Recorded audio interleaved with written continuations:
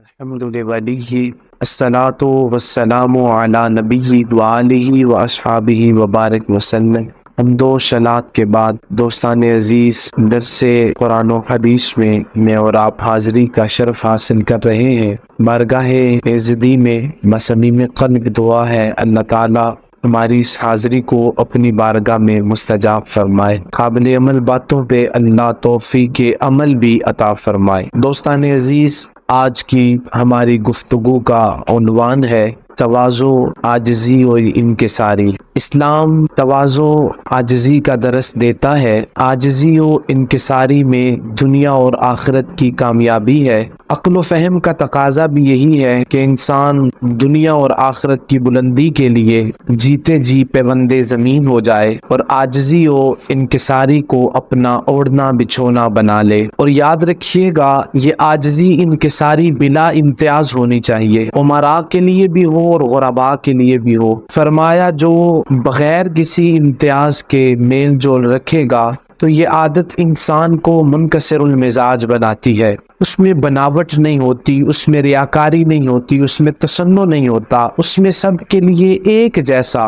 رہنے کی ضرورت ہوتی ہے۔ اور سب سے پہلی بات آج کے عنوان کے تحت کہ عاجزی و انکساری کی ابتدا ہمیشہ اپنے گھروں سے کرو۔ عاجزی و انکساری، ہماری کوشش یہ ہوتی ہے کہ جو ہمیں امیر مل جائے تو ہم اس کے سامنے بڑے عاجز ہوتے ہیں، اور غریب آ جائے تو ہمارے تانے نہیں مان ہوتے۔ ہم کتنے لوگوں کو کیا کیا کہہ جاتے ہیں۔ ہمیں عاجزی انکساری کے ساتھ، اور پھر عاجزی کی ابتدا گھر سے ہو۔ باہر سے تو آپ کی مجبوری ہے لوگوں کے سامنے تواضع اختیار کرنا، عاجزی اختیار کرنا۔ اصل عاجزی یہ ہے کہ تم گھر میں کیسے ہو، تمہارا گھر میں رہن سہن کیسا ہے، اپنوں کے ساتھ برتاؤ کیسا ہے۔ اسی کی ابتدا قرآن کریم میں اللہ کریم نے بڑے خوبصورت انداز میں کریم محبوب علیہ الصلوۃ والسلام کو تنبیہ فرمائی۔ پارہ نمبر 19 ہے، سورہ نمبر 26، سورۃ الشعراء کی آیت نمبر 215 ہے۔ ارشاد فرمایا وَاخْفِضْ جَنَاحَكَ لِمَنِ اتَّبَعَكَ مِنَ الْمُؤْمِنِينَ، اے محبوب اپنے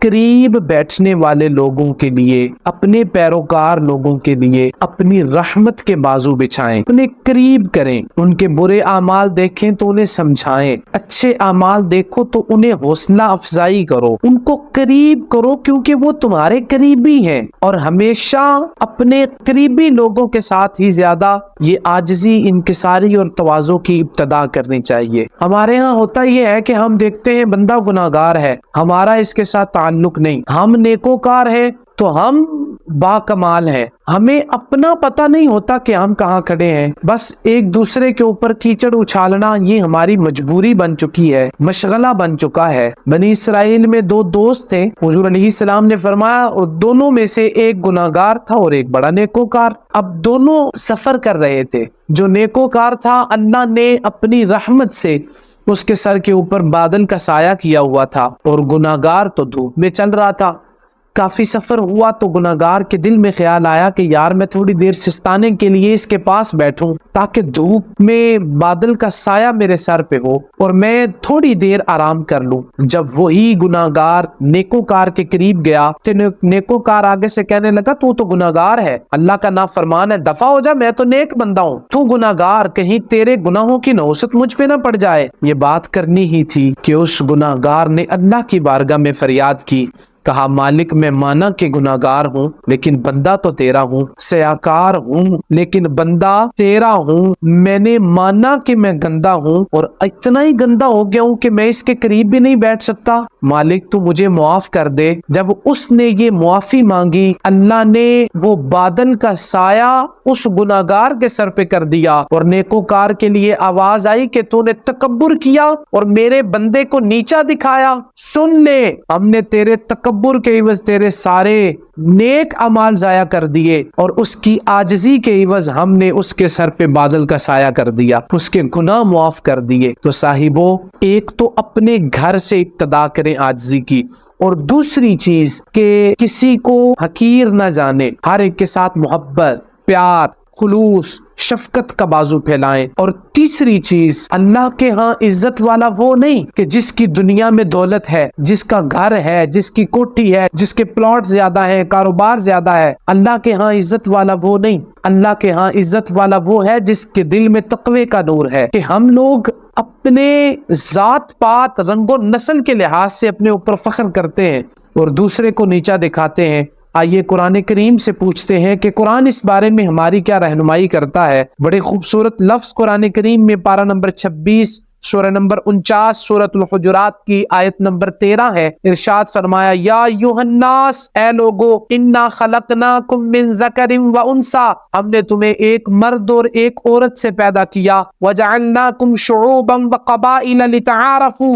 اور ہم نے تمہیں شاخیں اور قبیلے بنا کے ان میں تقسیم کیا۔ وجہ کیا تھی؟ تمہیں حسب دیا، نسب دیا، تجھے برادری دی، شاخیں اور قبیلے تمہارے بنائے۔ اس کی وجہ کیا تھی؟ لتعارفوا، مقصد ایک تھا کہ تم آپس میں ایک دوسرے کی پہچان رکھو کہ تم فلاں قبیلے سے ہو، میں فلاں قبیلے سے ہوں، نہ کہ تم فخر کرتے پھرو۔ اور آگے فرمایا، ان اکرمکم عند اللہ اتقاکم، فرمایا بے شک اللہ کے ہاں جو سب سے زیادہ عزت والا ہے وہ ہے جس کو اللہ نے تقوی کا نور عطا فرمایا ہے۔ اللہ کے ہاں عزت والا معیار تقوی ہے۔ کریم محبوب علیہ السلام تشریف فرماتے، آقا کریم علیہ السلام نے فرمایا، میرے صحابہ مفلس بندہ کون ہے؟ صحابہ کرام نے عرض کیا، یا رسول اللہ، مفلس وہ ہے کہ جس کے پاس کھانے کے لیے روٹی نہ ہو، درم و دینار نہ ہو، غریب ہو، حضور وہ مفلس ہے؟ تو کریم محبوب مسکرا کے کہنے لگے، نہیں نہیں، حقیقی طور پہ وہ مفلس نہیں، مفلس بندہ وہ ہے حقیقی طور پہ کہ جس کے پاس قیامت کے دن جب اللہ کی بارگاہ میں آئے گا تو نیکیاں ہوں گی، نیکیوں کی گٹھڑی لے کے آئے گا، لیکن جب رسول کریم صلی اللہ علیہ وسلم نے فرمایا کہ جب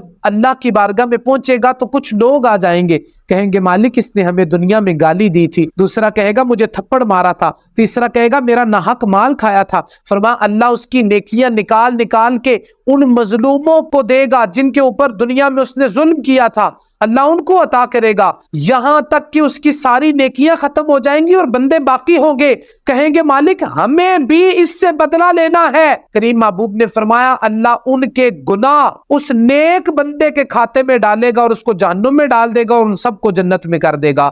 مفلس، حضور نے فرمایا وہ بندہ سب سے زیادہ مفلس ہے جو نیکیاں لے کے آئے گا لیکن ظلم کے سبب اس کی ساری نیکیاں ضائع ہو جائیں گی اور خود وہ نار کا مستحق ہوگا۔ صاحبو، یاد رکھنا، عزت والا وہ ہے جس کو اللہ نے تقوی کا نور عطا فرمایا ہے، جس کا دل صاف ہے، جس کا دل اللہ کی یاد سے معمور ہے۔ عزت والا وہ ہے، عظمت والا وہ ہے۔ آقا کریم علیہ السلام کی مجلس میں ذکر ہو رہا تھا ایک ایسے شخص کا کہ جو مدینے کی گلیوں میں گھومتا ہے، میں غلام ہوں اور حبشہ کا رہنے والا ہوں، مجھے خرید لو، لیکن جو مجھے خریدے گا اس کے ساتھ میری شرط ہے۔ فرمایا وہ کیا شرط ہے؟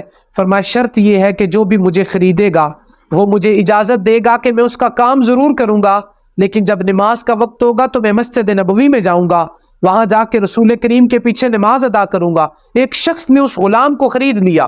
اب ہوا کیا؟ اذان ہوتی، وہ حبشی غلام جاتا، حضور کے پیچھے نماز پڑھتا۔ ایک دن ایسا ہوا کہ وہ آنا بند ہو گیا، مسجد نبوی کی حاضری نہیں۔ حضور نے صحابہ کرام سے پوچھا، بھائی وہ روزانہ آتا تھا، حبشی غلام آج کدھر ہے؟ کہا یا رسول اللہ وہ بیمار ہو گیا ہے۔ کریم محبوب خود اٹھے، صحابہ کرام کو ساتھ لیا اور لے کے گئے، جا کے اس کی تیمارداری کی۔ حضور واپس تشریف لائے، کچھ دنوں بعد پتا چلا کہ وہ اتنا بیمار ہے، اس کے اوپر نزع کا وقت طاری ہے۔ کریم محبوب علیہ السلام نے پھر صحابہ کرام کو لیا، اس کے قریب گئے، وہاں گئے تو اس کا وصال ہو گیا۔ حضور نے اس حبشی غلام کو خود غسل دیا، کفن پہنایا، جنازے میں حضور تشریف لے گئے، بعد میں قبر میں اتارا۔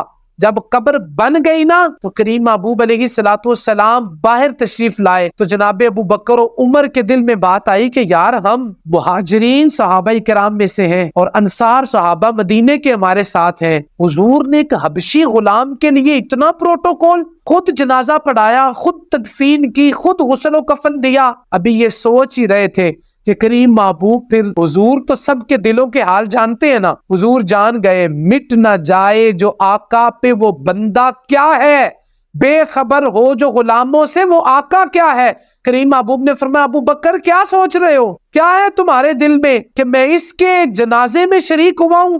غسل و کفن دیا. فرمایا ابو بکر تم یہ سوچ رہے ہو یہ حبشی غلام ہے، تمہارے سامنے اس کا کالا رنگ ہے لیکن میرے سامنے اس کا سفید دل نظر آ رہا ہے. فرمایا تم اس کے کالے رنگ کے دیکھ کے کہہ رہے ہو کہ ہم انصار اور مہاجرین صحابہ کرام اور حضور اس کے لیے اتنا پروٹوکول. فرمایا ابو بکر اس کے کالے چہرے کو نہ دیکھو، اس کے سفید دل کو دیکھو. اور ابو بکر سنو، اللہ رنگ و نسل کو نہیں دیکھتا، اللہ کے ہاں عزت والا وہ ہے کہ جس کے دل میں تقوی کا نور ہے. ان اکرمکم عند اللہ اتقاکم. فرمایا اللہ کے ہاں عزت والا وہ ہے جس کو اللہ نے تقوی کا نور عطا فرمایا ہے. صاحبو، اپنے رنگ و نسل، برادری اور دیگر چیزوں پہ ناز کرنے سے پہلے اتنا سوچو کہ دل تقوی کے نور سے معمور ہے کہ نہیں. ان اکرمکم عند اللہ اتقاکم. بے شک اللہ کے ہاں عزت والا وہ ہے جس کا دل تقوی کے نور سے معمور ہے. یاد رکھیے گا، تواضع، عاجزی، انکساری انسان کو دنیا اور آخرت میں کامیاب کرتی ہے، اور تواضع، عاجزی اور انکساری کرنے والا بندہ کبھی بھی ناکام نہیں ہوتا. آخر دعوایا ان الحمدللہ رب